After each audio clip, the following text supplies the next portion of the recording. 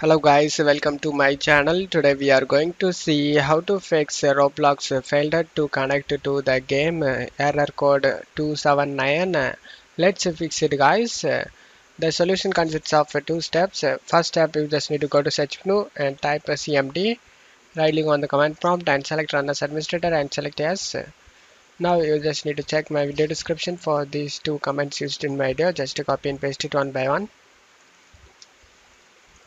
After finishing both commands, you just need to close stuff here. The second step, you just need to go to search menu and type view network connection. Click on open it. Right click on the internet connection you are using. In my case, I am using Ethernet. Right click on it and select properties.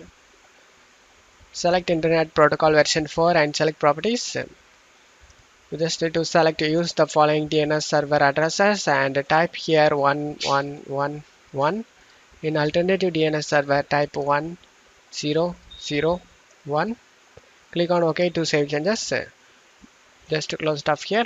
Now you just need to restart your PC. After restarting your PC, your problem should be fixed guys. And that's it for today guys. Give me a like and subscribe. Thank you.